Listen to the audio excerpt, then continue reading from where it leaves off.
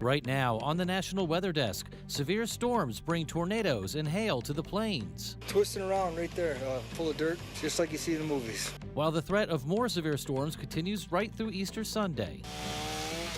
They could use the rain in North Carolina, where wildfires are growing. This is how close this is getting at this point to the road. Drought conditions worsen in some parts of the country, but one state is surprisingly drought-free. And that is a big change from anything we've seen in recent years. Weather doesn't just affect baseball fans and players, it has a big impact on the ball, too. By midsummer, it's far more hot and humid, allowing for the ball to travel further. Plus, how you can catch a glimpse of the upcoming Lyrid meteor shower.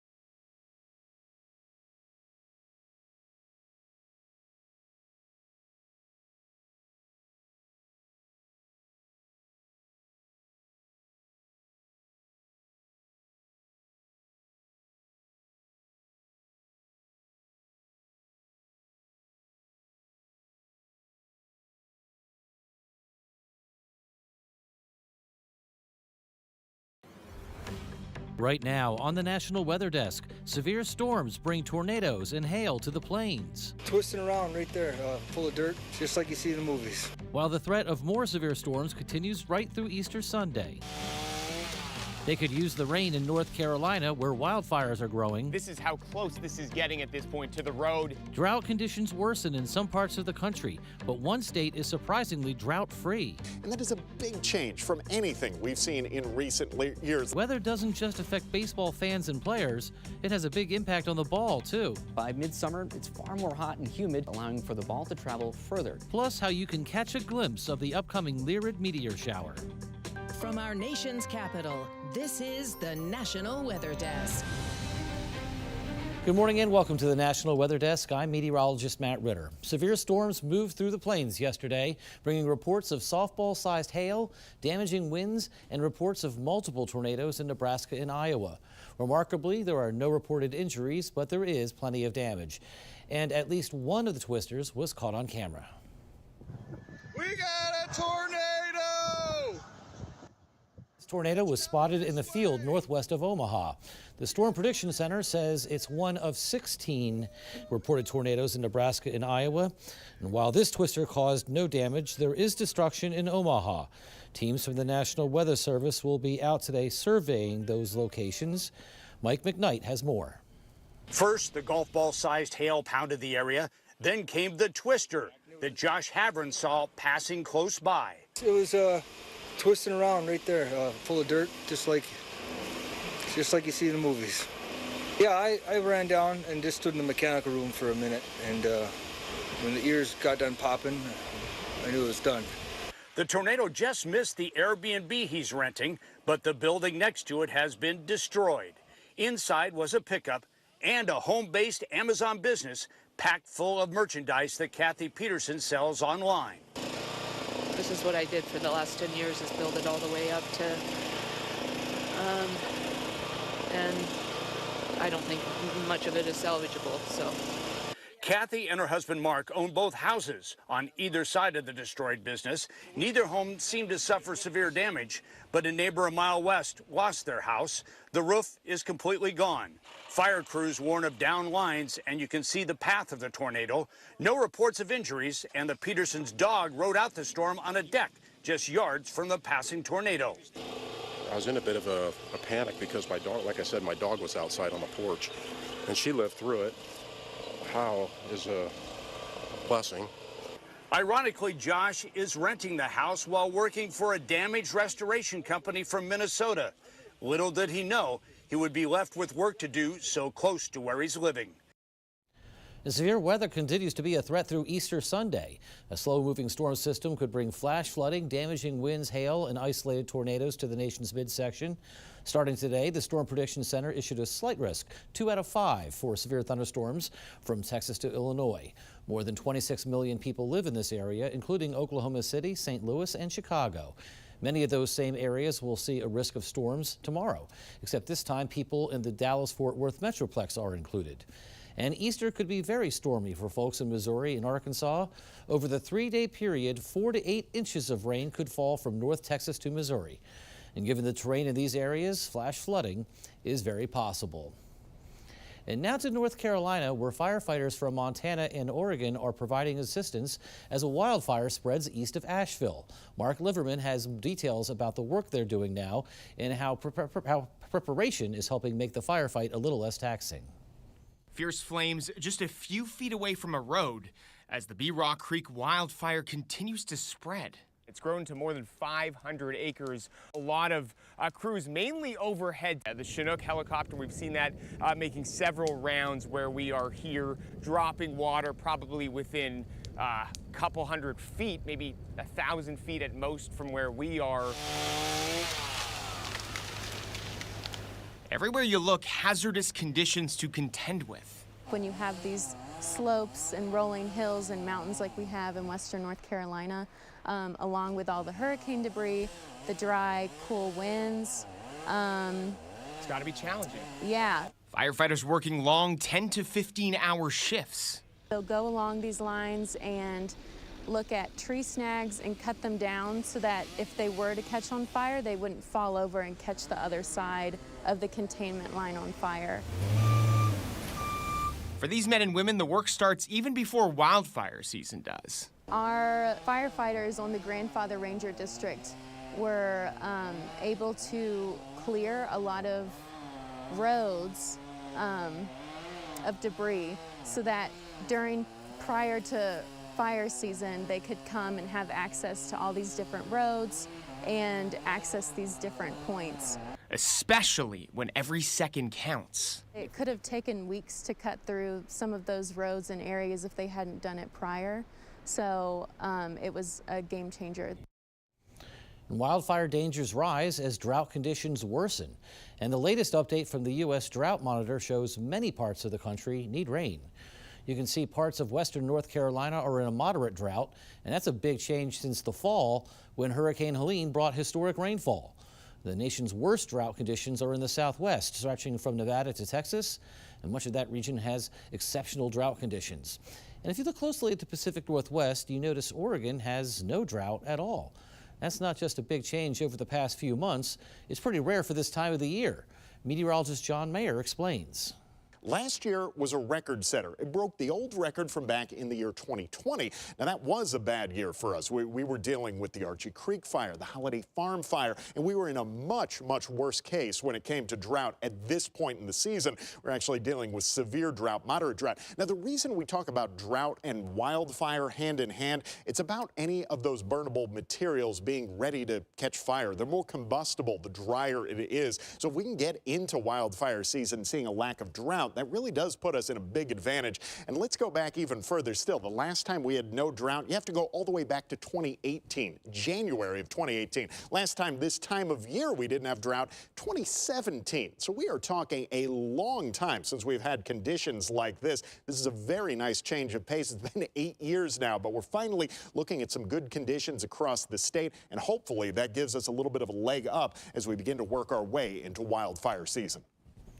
And the past year has been a great one for sky watchers.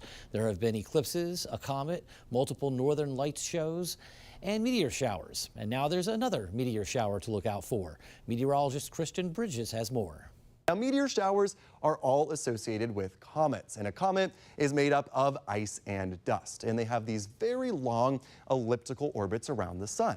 As they approach the sun during those orbits, the warmth from the sun causes the ice to vaporize, and it releases that dust. The dust is then blown away from the comet by the solar wind, creating the tail that comets are known for. Now, as the Earth's orbit brings it into the comet's tail, the dust from the tail burns up in the atmosphere, and we see it on Earth as a meteor shower. We see several meteor showers of varying intensity throughout the year as the Earth passes through many comet tails. Now, the Earth is currently passing through one of those, Comet Thatcher, and that comet is responsible for the Lyrian meteor shower here on Earth. You'll have the chance to see this through April 26th, but the best night will be the night of the 21st into the 22nd, just before dawn. You'll want to look to the northeast sky for the best chance of viewing up to 15 meteors per hour. Now, don't worry if you don't have the opportunity to see the Lyrids.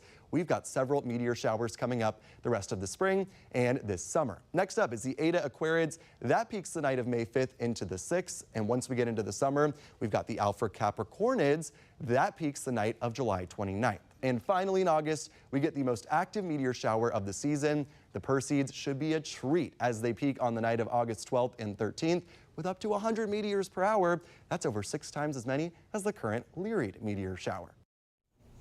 And from the sky to the sea, check this out. New images captured in the depths of the South Atlantic Ocean offer a look at the elusive colossal squid at a depth of nearly 2,000 feet.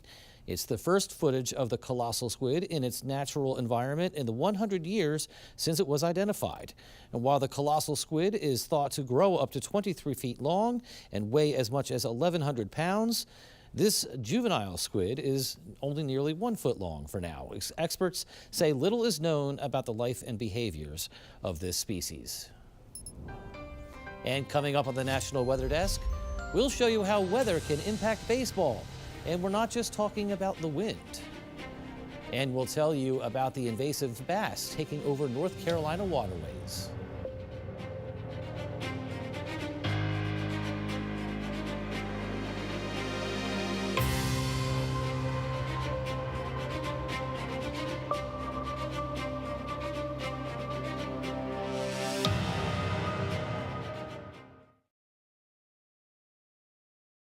I'm meteorologist Charlie Lopresti with a look at the Northeast. We have warmer temperatures moving into the Northeast over the next 2 days. Afternoon temps today will top out in the 60s for most of the Northeast. There will be some clouds on the increase late in the day, and that's courtesy of a warm front. Notice some showers first breaking out in New York. That's 2 o'clock in the afternoon. Now, we should see more widespread showers, especially in New England, as we go into the nighttime hours. That's 1:30 in the morning. Tonight into early Saturday. That's a warm front punching off to the north, sending temps back into the 70s to near 80 on Saturday. I'm meteorologist Jasmine Lomax with a look at the Mid-Atlantic region. We're in for a beautiful day and a great way to start the weekend. We'll have mostly sunny skies and most of the region will stay dry. You'll notice a few showers start to move in as we head into Saturday morning, all associated with the next weather maker. Temperatures will rise to the 50s, 60s, 70s, and 80s this afternoon, staying above average. Then into the night, temperatures drop to the 50s and 60s across the region.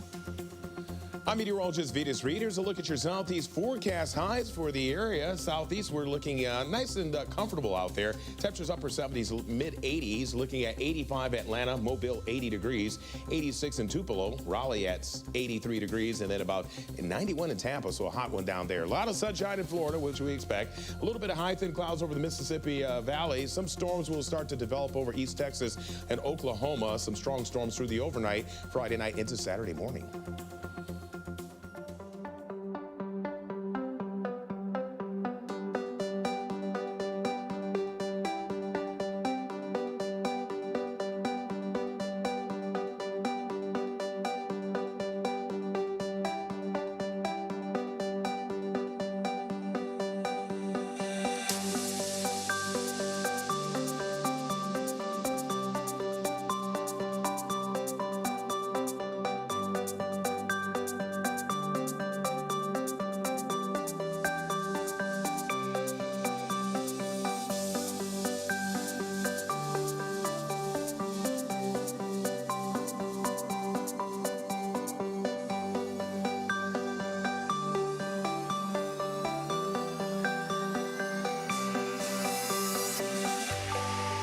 You are watching the National Weather Desk. Many places in the West have already seen the temperature hit 100 degrees. And this weekend, portions of the East Coast could see temperatures soar into the mid-80s. With that in mind, we'd like to remind you that your car can become dangerously hot inside, even when outside temperatures are only in the 70s. Here's meteorologist Patrick Powell. Now, everybody's aware of heat exhaustion and heat stresses that you get from being out in hot and humid weather. But it is equally important to remember, never ever leave pets or children inside a car. Inside of a hot car on a sunny day when temperatures are 70 degrees, in 10 minutes it climbs to 90 on the inside of the car. In 20 minutes that's up to 98. After 30 minutes, 104, and after an hour, 112. Now, if temperatures get warmer than that, we warm to 80 degrees, then we're looking at 99 degrees inside of the car inside of 10 minutes. By the time we get to 30 minutes, it's 114 on the inside of the car and 123 in an hour. And a lot of times this is even if you crack the windows.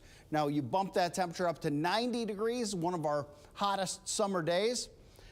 109 on the inside of that car within 10 minutes, nearly 120 in 20 minutes, and after an hour, 133 on the inside of the car. So once again, exceptionally important, never ever leave pets or children inside of a closed car.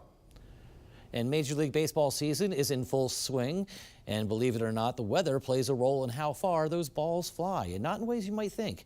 Meteorologist Garrett Haight explains. So watching a baseball game, home runs usually are probably one of the best moments in baseball. But to get there, the ball has to travel a pretty long distance, at minimum in the Major League Baseball, about 378 feet if hit in Wrigley Field, with a maximum distance needing to travel around 415 feet over in Coors Field in Colorado. But when looking at the total home runs by month, we typically start to see an average rise in the increase by the time we head towards about midsummer, close to July and August, before a bit of a drop-off again by the time we head towards the tail end of the season. And that could very well be due to the fact that by midsummer, it's far more hot and humid, which does technically make the air less dense, allowing for the ball to travel further. And while that may seem counterintuitive, especially since we typically consider high humidity to be thick and muggy, in reality, it's quite the opposite. And of course, in the earlier to later portions of the season, the air is going to be a little bit cooler, which does help to keep those air molecules a little bit closer together, making the air a little more dense, and this creates more friction, slowing the ball down and limiting just how far it can go. But in the summer, humidity starts to become a bit of a factor. And the reason being is because our atmosphere is made up of around 78% nitrogen, 21% oxygen, and anywhere from about 0 to 4% of that being water vapor. And at the molecular level, the collective weight of this gaseous nitrogen and oxygen comes in at around about 60 grams per mole, whereas a molecule of water made up of those 2 hydrogen atoms and 1 oxygen collectively weighs about 18 grams per mole. And this is important because as we add more water vapor into the air, it makes everything feel more humid, but we also have to get rid of that heavier oxygen and nitrogen to fit our water vapor back into the air mass, thus making the overall air density start to drop. And this is the reduction in the air density that allows for that home run to travel just a bit further, and in some cases upwards of nearly an extra 20 to 30 feet further, which can certainly make all the difference. And when we start to plot these average home runs over the course of an entire season, that average national dew with the average national dew point and temperature, we start to see almost a direct correlation between the two. We're certainly seeing the most starting to arrive throughout the middle half of the summer. Many of us are eager to get out in our gardens and start planting. Meteorologist Ryan Munn shows us things you can do now to ensure your plants and flowers stay vibrant all season long. Same with the raised bed situation. Now would be a great time to kind of go out and take a look at what's happening in the garden, see what's poking their leaves up from the soil now. Things are starting to wake up. They might be really, really little, but they're in there. You can start your spring cleanup by trimming, cleaning up the sticks and leaves that may have been left over from winter, and adding compost. Adding the nutrients will give you that kind of fertilizer component. You could do a granular fertilizer, like we use Espoma products, which are all organic and just kind of a slow release, because right now the plants aren't uptaking a ton of nutrients yet. Right now you could plant sprouted tulip bulbs, daffodils, hyacinths, things like that that we would have planted the bulb itself in the fall, but they're going to flower for the springtime. So if you can find them already sprouted, like what we have over here, then you can definitely plant those now. Christine says with the snow melt from winter and the added rainfall, extra water is not necessary this time of year. And when you start thinking about your spring garden, you should also start thinking about your ceiling fan. Meteorologist Marianne Caldwell shows you one simple thing you can do that will not only help you stay cooler, but it will help you save some money. As the seasons are changing, so are the temperatures, and you may or may not know that adjusting your ceiling fan settings can help keep you more comfortable while also keeping your home energy more efficient. So during the winter months, we set our fans to rotate clockwise at a low speed. And what this does is this creates a gentle updraft that pushes warm air, which, would naturally rise, that pushes that warm air back down into the room, keeping you warm and cozy. Now, as warmer weather is starting to settle in, it's time to switch your fan to rotate at a counterclockwise at a higher speed. And this creates a cool breeze that helps evaporate any sweat and makes you feel cooler even without lowering the thermostat. And by optimizing air circulation, you can reduce that need for cooling, making your home more efficient as far as energy goes and save on those energy bills. So don't forget to switch your ceiling fan settings as we transition out of winter and into spring and summer. It's a simple change that can make a big difference. Last week, Colossal Biosciences announced that they have brought back the dire wolf from extinction. So this week on our podcast Off the Radar, meteorologist Emily Gracie spoke with an expert about the ethics of de-extinction. Here's a sneak peek of the interview. From the pages of fantasy to the reality of our world, the direwolf, the legendary guardian of House Stark, has leapt from the Game of Thrones into an actual existence after 10,000 years of extinction. Colossal Biosciences claims to have successfully created the first de-extinct direwolves using DNA from ancient fossils. But as we race to resurrect species from the woolly mammoth to the dodo bird, we're venturing into uncharted territory. Today we're going off the radar and diving into the ethics of de-extinction. It's kind of a Wild West at this point. We'll explore the profound questions this technology raises. Just because we can bring back extinct species, should we? What are the ecological implications, and who profits from playing God with genetic code? We need to think very carefully about the path we're going, and it's not to say that gene editing or IVF or any of these things aren't wonderful tools. They can be, but we have to be thoughtful about them. And you can find Off the Radar anywhere you get your podcasts. Time now for a short break, but first we take in views of a sunset at Lake Tahoe in the Sierra Nevada mountains.